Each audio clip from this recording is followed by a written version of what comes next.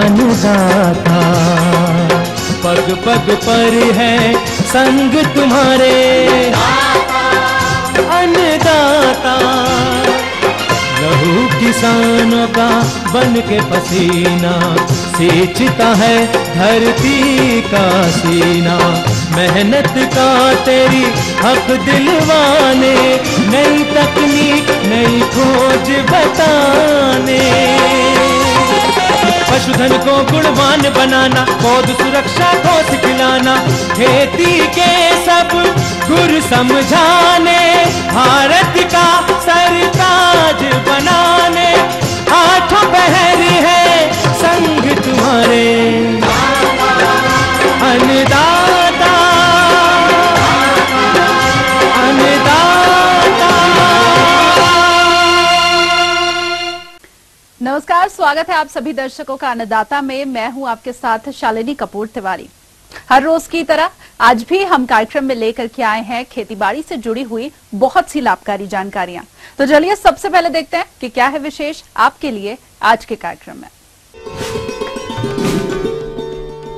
अलसी की अधिक उपज लेने के लिए उन्नत तकनीक से खेती, अच्छा बाजार भाव लेने के लिए बाजरा की कटाई, गहाई और मड़ाई करते समय ध्यान देने योग्य बातें, सोलर ऊर्जा का सिंचाई में उपयोग एवं महत्व पर जानकारी।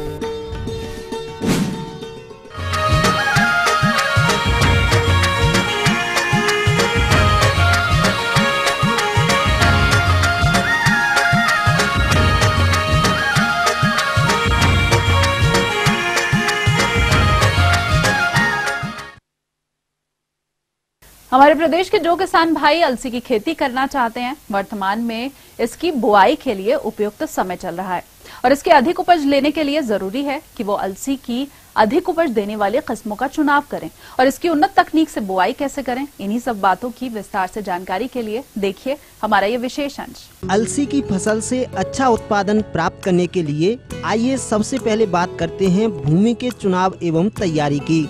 तो अलसी की फसल के लिए काली भारी एवं दोमट मिट्टियां उपयुक्त होती हैं। अधिक उपजाऊ मृदाओं की अपेक्षा मध्यम उपजाऊ मृदाएं अच्छी समझी जाती हैं। भूमि में उचित जल निकास का प्रबंधन होना चाहिए। आधुनिक संकल्पना के अनुसार उचित जल एवं उर्वरक व्यवस्था करने पर किसी भी प्रकार की मिट्टी में अलसी की खेती सफलतापूर्वक की जा सकती है। अलसी का अच्छा अंकुरण प्राप्त करने के लिए खेत को 2 से 3 बार हैरो चलाकर जुताई करना चाहिए। बाद में पाटा लगाकर नमी को संरक्षित करना चाहिए। अलसी का दाना छोटा एवं महीन होता है, अतः अच्छे अंकुरण हेतु खेत का भुरभुरा होना अति आवश्यक होता है। विभिन्न फसल पद्धतियों हेतु अलसी की उन्नतशील प्रजातियों की बात की जाए तो वह इस प्रकार से हैं। असिंचित क्षेत्रों के लिए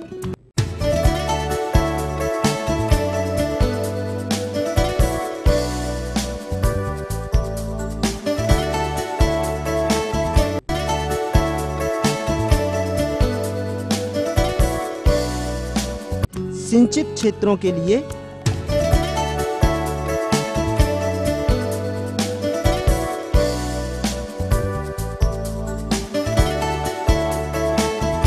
किसान भाई इनमें से किसी भी एक प्रजाति का चुनाव कर अपने खेत में बुवाई कर सकते हैं। अब आइए बात करते हैं खाद एवं उर्वरक प्रबंधन की। अलसी की फसल से बेहतर उत्पादन हेतु अच्छी तरह से पकी हुई गोबर की खाद 4 से 5 टन प्रति हेक्टेयर अंतिम जुताई के समय खेत में अच्छी तरह से मिला देना चाहिए।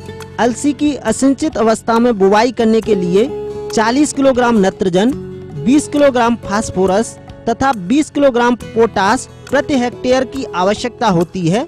इन उर्वरकों की संपूर्ण मात्रा का उपयोग सीड ड्रिल से 2 से 3 सेंटीमीटर की गहराई पर बुवाई से पूर्व प्रयोग कर देना चाहिए तथा सिंचित अवस्था में अलसी की फसल को 60 से 80 किलोग्राम नत्रजन, 40 किलोग्राम फास्फोरस तथा 20 किलोग्राम पोटास प्रति हेक्टेयर देना चाहिए, जिसमें से नाइट्रोजन की आधी मात्रा, फास्फोरस एवं पोटास की पूरी मात्रा का उपयोग बुवाई के समय आधार खाद के रूप में प्रयोग करना चाहिए। इसके अलावा नत्रजन की बची हुई आधी मात्रा का उपयोग प्रथम सिंचाई के तुरंत बाद उपरवेशन के रूप में प्रयोग करना चाहिए। अलसी एक तिलहनी फसल है और तिलहनी फसलों से अधिक उत्पादन लेने हेतु 20 से 25 किलोग्राम प्रति हेक्टेयर सल्फर भी देना चाहिए। इसके अतिरिक्त 20 किलोग्राम जिंक सल्फेट प्रति हेक्टेयर की दर से बोनी के समय आधार के रूप में प्रयोग करना चाहिए। असिंचित क्षेत्रों में अक्टूबर के प्रथम पखवाड़े में तथा सिंचित क्षेत्रों में नवंबर के प्रथम पखवाड़े में बुवाई करना अच्छा होता है। किसान भाइयों, अब आइए बात करते हैं बीजोपचार की। बुवाई से पूर्व बीजों को कार्बेंडाजिम की 2.5 से 3 ग्राम मात्रा प्रति किलोग्राम बीज की दर से उपचारित करना चाहिए अथवा ट्राइकोडर्मा बेडी की 5 ग्राम मात्रा, ट्राइकोडर्मा हाइजेनियम की 5 ग्राम एवं कार्बाक्सिन की 2 ग्राम मात्रा से प्रति किलोग्राम बीज को उपचारित कर ही बुवाई करना चाहिए। किसान भाइयों, अब आइए बात करते हैं बुवाई प्रबंधन की। अलसी की बुवाई हेतु 25 से 30 किलोग्राम प्रति हेक्टेयर बीज की आवश्यकता होती है तथा कतार से कतार के बीच की दूरी 30 सेंटीमीटर, पौधे से पौधे के बीच की दूरी 5 से 7 सेंटीमीटर रखना चाहिए। बीज को भूमि में 2 से 3 सेंटीमीटर की गहराई पर बुवाई करना चाहिए। खरपतवार प्रबंधन के लिए बुवाई के 20 से 25 दिन पश्चात पहली निदाई गुड़ाई करना चाहिए तथा दूसरी निदाई गुड़ाई बुवाई के 40 से 45 दिनों बाद कर देनी चाहिए। अलसी की फसल में रासायनिक विधि से खरपतवार प्रबंधन हेतु पेंडामेथिलीन 1 किलोग्राम सक्रिय तत्व को बुवाई के पश्चात एवं अंकुरण से पूर्व 500 से 600 लीटर पानी में मिलाकर खेत में अच्छी तरीके से छिड़काव कर देना चाहिए। अलसी की फसल से अच्छा उत्पादन प्राप्त करने के लिए विभिन्न क्रांतिक अवस्थाओं पर 2 सिंचाइयों की आवश्यकता पड़ती है। यदि 2 सिंचाइयाँ उपलब्ध हो तो प्रथम सिंचाई बुवाई के 1 माह बाद एवं द्वितीय सिंचाई फल आने से पहले करना चाहिए। सिंचाई के साथ साथ प्रक्षेत्र में जल निकास का भी उचित प्रबंधन होना चाहिए। किसान भाइयों, यदि आप इन बताई हुई बातों को ध्यान में रखते हुए अलसी की बुवाई करते हैं तो आपको आने वाले समय में अपनी अलसी की फसल से अच्छे उत्पादन की प्राप्ति होगी। तो ये थी कुछ उपयोगी जानकारियां। अब लेंगे एक छोटा सा ब्रेक, जल्द हाजिर होंगे।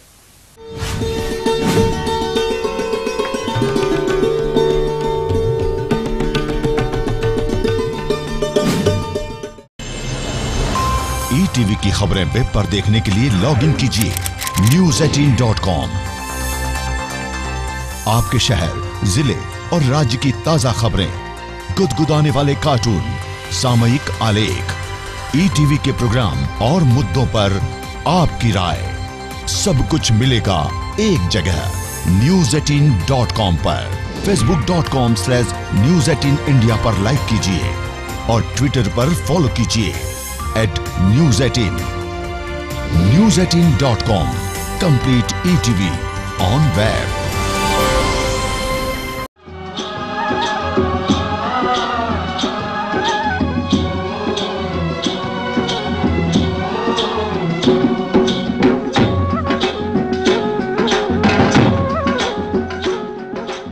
ब्रेक के बाद एक बार फिर से आप सभी दर्शकों का अन्नदाता कार्यक्रम में स्वागत है। बढ़ते हैं अगली प्रस्तुति की ओर।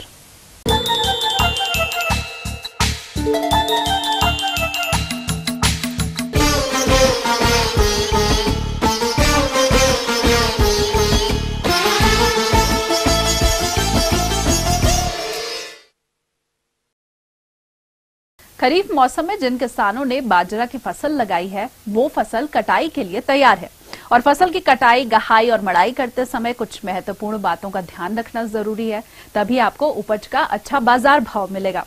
तो बाजरा फसल की कटाई, गहाई और मड़ाई करते समय कौन कौन सी बातों का ख्याल रखना है, आइए जानते हैं कृषि विज्ञान केंद्र मुरैना के शस्य वैज्ञानिक डॉक्टर धर्मेंद्र सिंह से।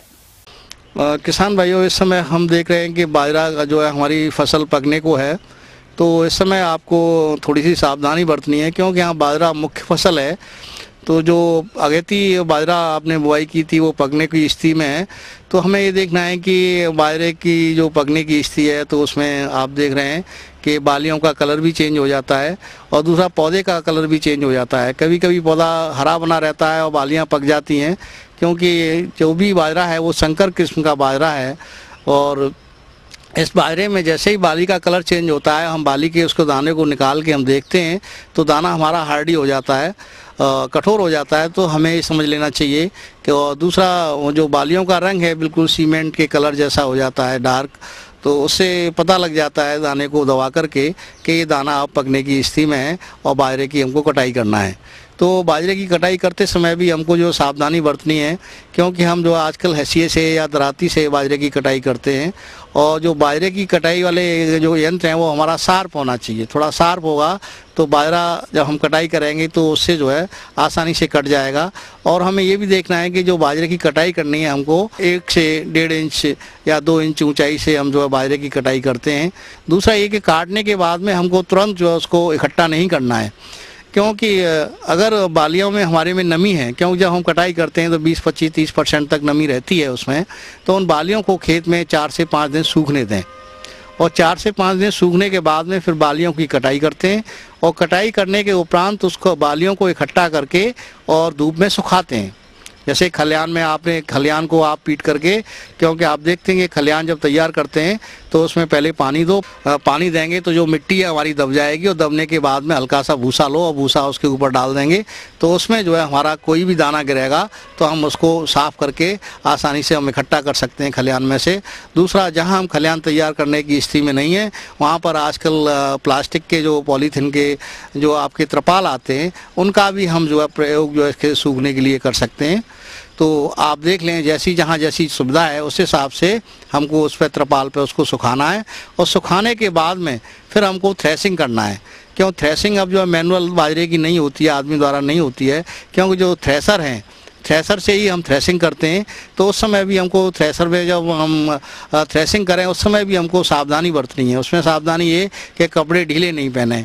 दूसरा, थ्रेसर में जो हम बालियों को डालते हैं उस समय भी हमको सावधानी बरतनी है, क्योंकि जो थ्रेसर हैं आजकल उनके RPM काफ़ी अधिक रहते हैं, तो उससे अपना बचाव करना है हमको। और दूसरा, अगर ज़्यादा RPM पे चलाएंगे तो बाजरा उड़ करके बूलरे के साथ चला जाएगा। तो आप ये देख लें कि जो हम थ्रेसर करें हम जो है प्रॉपर जितना RPM होना चाहिए उस हिसाब से हम थ्रेसिंग करें। दूसरा, थ्रेसिंग करने के उपरांत हम देखते हैं कि अगर बदली छाई हुई है तो उस समय भी हमको सावधानी बरतना है, क्योंकि अगर बादल हो रहे हैं और हमने थ्रेसिंग किया है तो हमारी सारी की फसल ख़राब हो सकती है। तो उस समय उसको ढक दें, और ढकने के बाद में जैसे ही धूप निकलती है तो हम धूप में उसको बाजरे को सुखाएं। सुखाएं उसको 2, 3, 4 दिन सुखाने के बाद में उसको ठंडा करें, और ठंडा करने के उपरांत फिर हम जो उसको भंडारण की स्थिति में लेके आएँ। सुखाएंगे नहीं और नमी की मात्रा ज़्यादा होगी तो निश्चित रूप से उसमें बहुत सारी रोग आ जाएंगे, और रोग आने से क्या होगा कि वो हमारे खाने लायक भी बाजरा नहीं रहेगा। तो इसलिए पहले हम जब सुखाएंगे नमी उसमें 10 से 11% तक नमी रहना चाहिए। अगर उससे ज़्यादा नमी रहती है तो वो हमारे लिए नुकसानदायक है। तो आप देख लें कि जब 10-11% नमी हो, जब हम उसको दबाएं तो कड़क की आवाज़ आए, तो आप देख लेंगे कि 10-11% नमी पे हम भंडारण करेंगे तो निश्चित रूप से जो बाजरे में हमारा नुकसान होता है उस नुकसान से बच जाएंगे। तो आप इन सावधानी बरतेंगे तो निश्चित रूप से हमें जो है जो बाजरे से भंडारण में जो समस्याएं आती हैं उस समस्याओं से हम बच सकते हैं, और हमें जो है आर्थिक रूप से अधिक लाभ मिल सकता है। आगे और भी है कुछ रोचक जानकारियां, पर यहाँ पर रुकेंगे एक और कमर्शियल ब्रेक के लिए, जल्द हाजिर होंगे।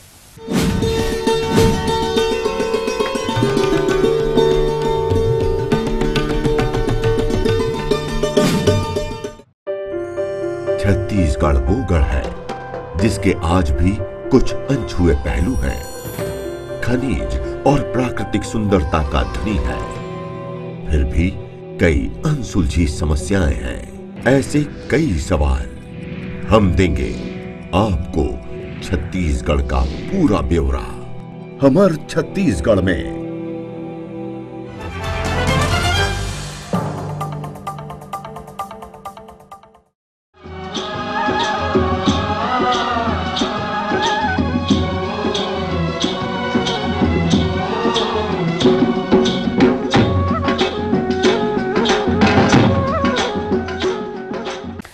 ब्रेक के बाद आप सभी दर्शकों का स्वागत है, और चलिए अब रुख करते हैं अगली कड़ी की ओर।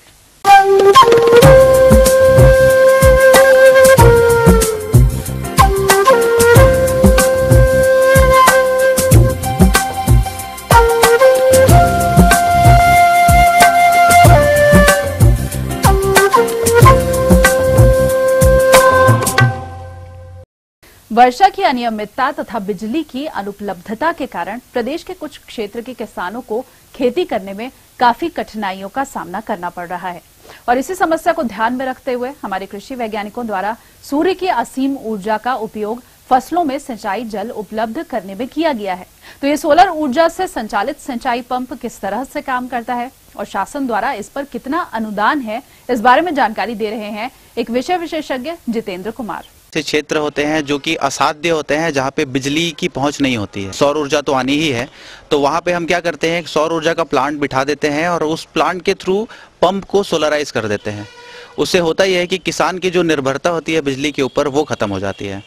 अब इसमें जो अभी फिलहाल जो सबसे पॉपुलर पंप यूज करते हैं किसान, वो होता है एक 3 HP का और एक होता है 5 HP का। मोटा मोटी ये मान के चलिए कि 1 एकड़ के पीछे 1 HP पंप काम करता है। तो छत्तीसगढ़ स्टेट में जो 3 HP और 5 HP के सोलर पंप है उसमें काफ़ी अच्छी सब्सिडी मिल रही है, करीब 50% के आसपास किसान को सब्सिडी मिल जाती है।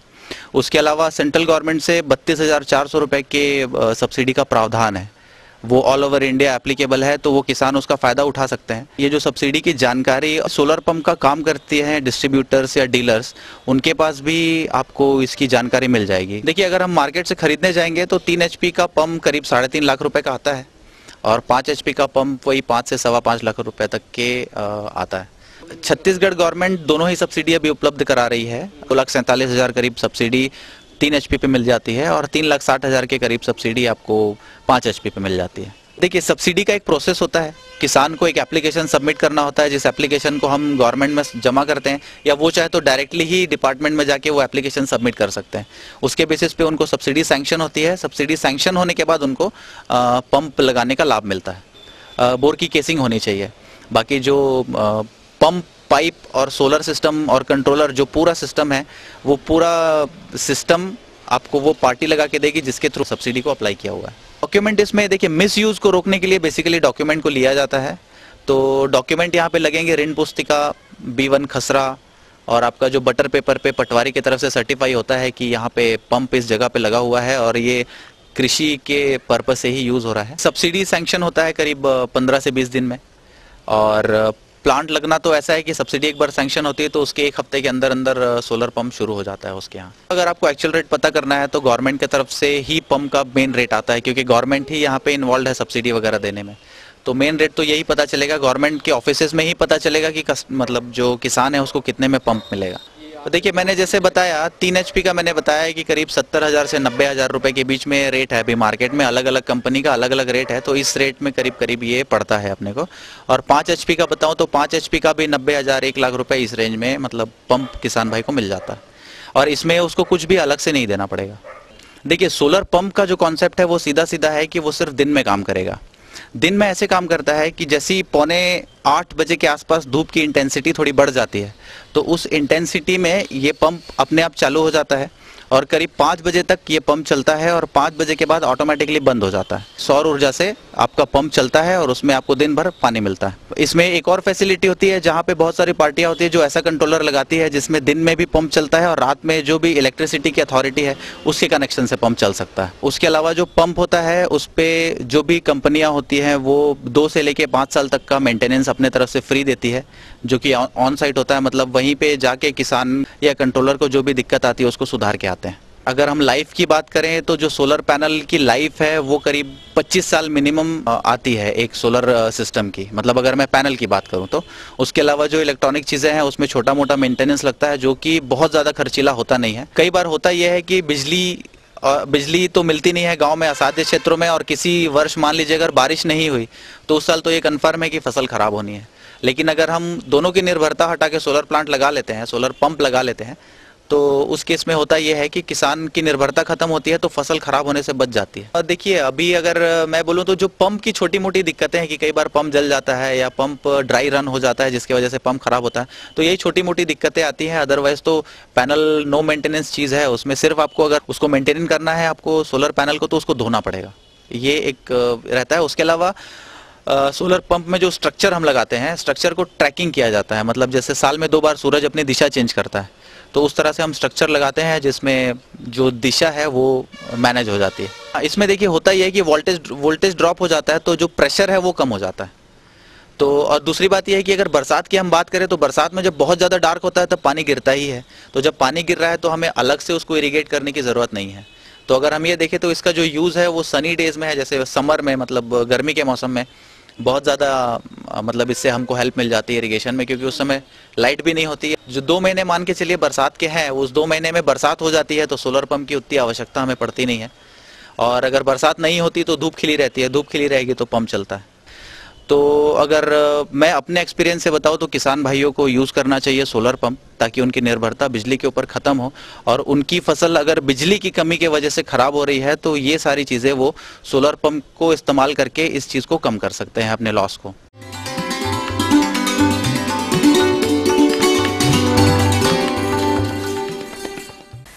अन्नदाता हेल्पलाइन निशुल्क फोन संपर्क सेवा के माध्यम से आपके द्वारा पूछे गए प्रश्नों में से एक या फिर 2 महत्वपूर्ण प्रश्नों को हम अपने कार्यक्रम में शामिल करते हैं और इसी के तहत आज का चयनित प्रश्न और उसका जवाब इस प्रकार है। अन्नदाता निशुल्क फोन संपर्क सेवा के माध्यम से पूछे गए प्रश्नों में से आज हमने जिस प्रश्न को कार्यक्रम में शामिल किया है उसे पूछा है ग्राम खमरिया, जिला जबलपुर के पशुपालक बाल किशन केवट ने। इनकी एक भैंस को लंगड़िया बुखार हो गया है, यह इसके बचाव उपचार के बारे में जानकारी चाहते हैं। तो बाल किशन केवट जी, आपकी जानकारी हेतु प्रस्तुत है कार्यक्रम का यह अंश। मैं आज आपको लंगड़ी रोग या एकटंगिया के बारे में जानकारी देना चाहती हूँ। लंगड़ी ज्वर या लंगड़ी रोग ये एक जीवाणु जनित रोग है जो मुख्यतः क्लॉस्ट्रिडियम शोवाई नामक जीवाणु से पशुओं में होता है। ये 6 से 24 महीने के पशुओं में ज्यादातर पाया जाता है और यहाँ ध्यान देने लायक ये बात है कि ये हृष्ट पुष्ट पशुओं में ज्यादातर पाया जाता है। ये बीमारी मुख्यतः संक्रामक चारा खाने से या संक्रमित पशुओं के संपर्क में आने से ये होता है। बीमारी के मुख्य लक्षण है ये मृदा जनित रोग है, अतः ये ज्यादातर संक्रमित चारे या संक्रमित पशु के संपर्क में आने से होता है।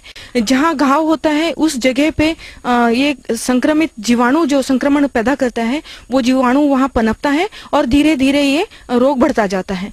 तो मुख्य इसमें ध्यान देने वाली बात यह है कि जब ये पशु को इसे बीमारी होने लगती है उस समय पशु शुरुआती समय में इसका तेज बुखार हो जाता है। इसको 104 से 106 डिग्री फ़ारेनहाइट तक उसको बुखार होता है।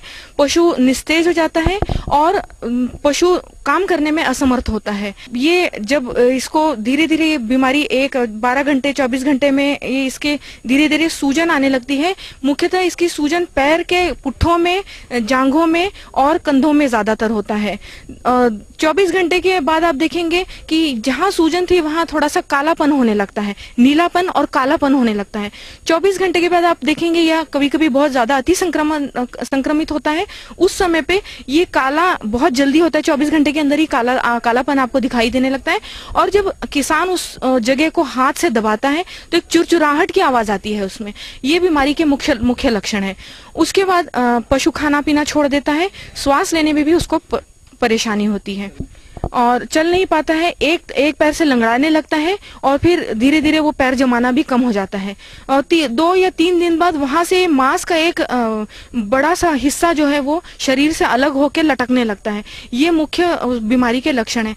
तो हमें क्या करना चाहिए, ऐसे पशुओं को जिनमें ऐसे लक्षण पाए जाते हैं उन पशुओं को स्वस्थ पशुओं से अलग कर देना चाहिए।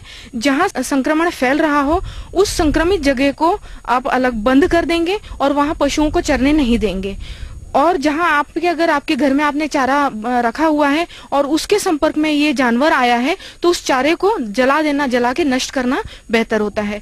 अगर इस जैसे थोड़ा सा घाव होता है तो आप पशु चिकित्सक से आप जाके संपर्क करते हैं और इसका इलाज करने लगते हैं तो इसकी मात्रा कम हो सकती है या ये पूरी तरह चला भी जा सकता है। अगर तुरंत आप पशु चिकित्सक के पास नहीं पहुंचते या उपचार नहीं कराते तो 12 से 24 घंटे के अंदर आपके जानवर की मृत्यु हो जाती है। इस समय आपको ये ध्यान रखना चाहिए कि बीमार पशुओं को अलग रखना है, चारा को जला देना है, जो संक्रमित चारा है उसको जला देना है। जहाँ संक्रमित आपके सराउंडिंग्स है उसको आप साफ वहाँ चरने ना दें जानवरों को और बीमार पशुओं को अलग रखें और तुरंत आप स्वास्थ्य पशु चिकित्सक से संपर्क करें। ये संक्रमण ना फैले इसके लिए आप समय समय पर कीटनाशक का छिड़काव करते रहें, अपने जहां जानवर रखे जाते हैं वहां पर भी। इसके लिए आपको 10% कॉस्टिक सोडा, आपको गाय जहां बांधते हैं आप शेड में, तो वहां 10% कॉस्टिक सोडा डालें, या 5% फिनाइल भी छिड़क सकते हैं, या 2 से 4% फॉर्मेलिन का छिड़काव भी कर सकते हैं। आप जैसे पशु बीमारी के लक्षण दिखाने लगता है तो आपको तुरंत पशु चिकित्सक से संपर्क करना चाहिए। समय समय पर आपको टीकाकरण करना चाहिए और जितने जल्दी हो सके इसका इलाज कराना चाहिए। और अगर जानवर आपका मर जाता है तो उस दिशा में तो जानवर को जला देना चाहिए, या गड्ढा एक अच्छा 2-3 फीट का गड्ढा खोद के उसमें जानवर को डाल देना चाहिए। उसके ऊपर आप चूना डाल के उसको बंद कर देंगे, उसके ऊपर मिट्टी डाल देंगे, तो इससे क्या होगा, जो संक्रमित जो जीवाणु है वो भी खत्म हो जाते हैं। और मान लीजिए कुत्ते हैं और कोई जानवर है जो उसको खोद के गड्ढे को निकालता है, तो चूना डालने से आपके जो जीवाणु सारे नष्ट हो जाते हैं, तो उसमें आपको खतरा नहीं होता आगे ये बीमारी फैलने का। तो ये मेरा आपसे अनुरोध है कि आप समय समय पर पशु चिकित्सक की सहायता लें, टीकाकरण करवाएं और अपने जानवरों को स्वस्थ रखें और अपना प्रोडक्शन का लाभ लें।